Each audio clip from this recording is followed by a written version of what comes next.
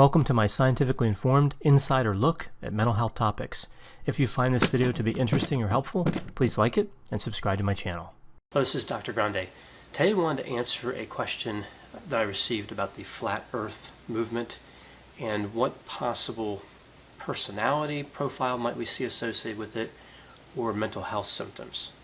So in case you don't know, the flat earth movement, this is a group that believes that the earth is flat as opposed to spherical. And this isn't something that they're doing just to be funny or to kind of mix things up. Many of the members of this group actually believe the earth is flat.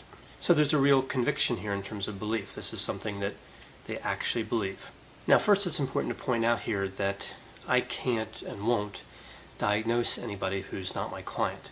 So really here I'm just speculating about what we might see in terms of personality or mental health symptoms with some people that have this belief. There could be people that are members of that movement who have no mental health disorders and have a personality profile that's within normal limits, whatever normal is. So that's an important place to start. Something else I find interesting about this movement is, one of the curiosities here, is I didn't even know before I heard about this that there was debate over whether the earth was flat or spherical. I didn't know this was a thing.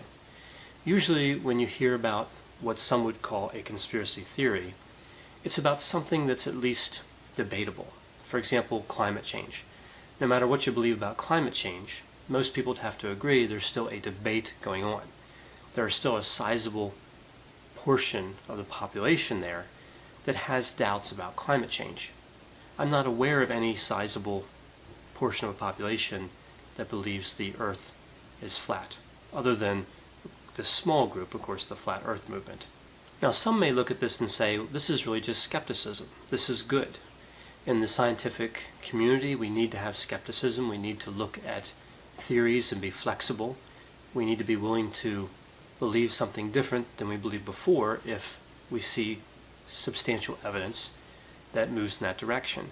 But that's not really what we're dealing with here when we talk about the flat earth movement. This is beyond skepticism. This is really discounting all evidence. Now another interesting point that aligns this with conspiracy theory is if you look at the flat earth movement and kind of their core beliefs, they really seem to have a thing against NASA.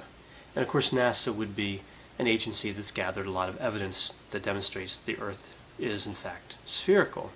So it makes sense they'd have to deal with NASA at some level in their belief system.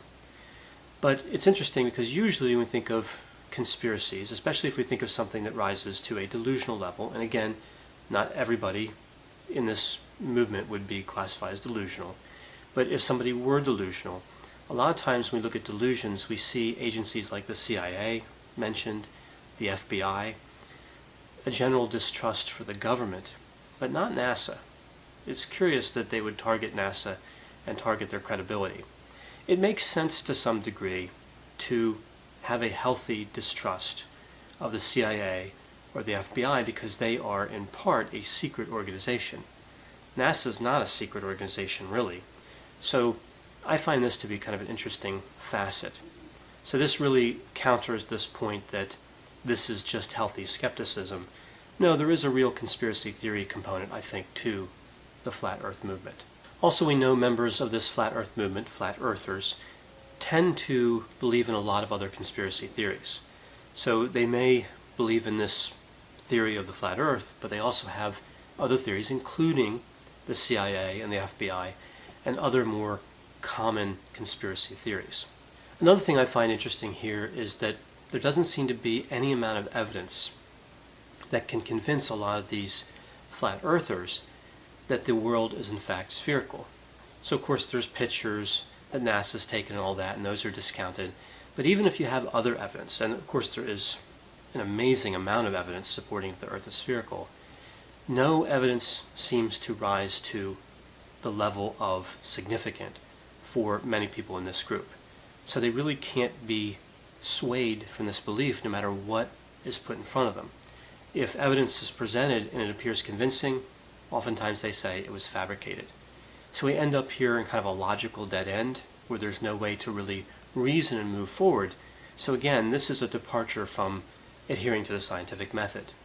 If these individuals were really committed to the scientific method, they would look at the evidence and at least be willing to consider that the Earth is spherical. And that's not really what we see here. With this group, we also see this tendency to believe what's seen. At least that's how it's kind of framed, like they believe evidence that they can see directly. Well, this is a pretty high burden of proof. A lot of us believe things that we can't see directly. We, at some level, take people's word for it. We take the word of scientists and other experts, but many people wouldn't have first-hand knowledge that the world is spherical. So this is a really high burden of proof, and they use what they call science, these experiments, in essence to try to beat science. They would probably say to extend science or to advance science. But really, they're talking about first-hand observations only, and that's not everything that's included in the scientific method. The scientific method does involve a community that builds on knowledge, that runs experiments, that looks for replication, and shares information. What we really see here is a number of individuals going out and pursuing single experiments. Now, this may seem like science, and again, to some degree, there's a little bit of overlap, but it's really not the same thing. So what could be going on here in terms of personality or mental health in areas like this? Well, again, there could be nothing going on. Many of the members could simply look at this theory and be intrigued and join the movement and believe there's something to it. There doesn't have to be a delusion or an extreme personality trait at work. Now, with others, it could also be a sense of belonging. I think there's probably a financial incentive for people that run this. I don't know. I don't have any evidence to support this, but usually with some type of conspiracy theory that's organized, somebody's making money. There could also be some extreme personality traits in play here. Particularly, I would think low openness to experience, so being very rigid and dogmatic, although you could also argue very high openness to experience could get you to the same place through a different method, extended fantasy, creativity, and imagination. In terms of agreeableness, it could be low agreeableness, simply being a contrarian, looking at evidence and saying, no, I'm going to discount this evidence no matter what it is. So antagonistic, argumentative, that could be a possibility. In terms of mental health, there are a lot of potential explanations: paranoid personality features, schizotypal personality features. So with the paranoid, of course, we'd have people that are paranoid and distrustful. With schizotypal features, we would see somebody who has unusual thinking, odd beliefs, certainly consistent with the flat earth movement to some degree. Again, for some of the individuals, that could be what's happening. And for some, it could just be a delusional situation. And we could see some of that with cluster A personality disorders like paranoid and schizotypal, but we could also see it with an illness like schizophrenia, and there's some other disorders as well that have a delusional component. And really, when we look at what qualifies as a delusion, it would be when somebody believes something that's contrary to overwhelming, significant evidence. And that seems to be what's going on here some of the time. Again, there's a lot of reasons somebody could join an organization like this or have these beliefs. A delusional frame of mind would just be one of these reasons, the presence of delusions. Another bit of evidence that kind of points to the presence of delusions maybe in some of these instances would be if you look at the explanations of how the Earth is flat as opposed to spherical in this movement. The explanations defending the flat Earth model are extremely complex, much harder to believe, much more full of fantasy than the actual scientific explanations that we believe are true. So the Earth is spherical, and its nature as being a sphere makes sense in terms of bodies orbiting the Earth and the Earth orbiting the Sun and all that. The flat Earth movement has to make up all of these really unusual mechanisms in terms of physics to explain how the Earth could be flat. And of course, one of the toughest would be, how come nobody's ever reached the end of the Earth and just driven off or sailed off?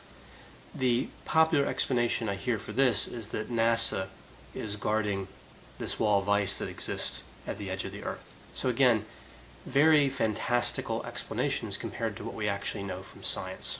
So the last thing I'll cover here is really what I initially thought when I heard the flat earth movement. Remember, I initially thought that this can't be real. I didn't know this was a thing.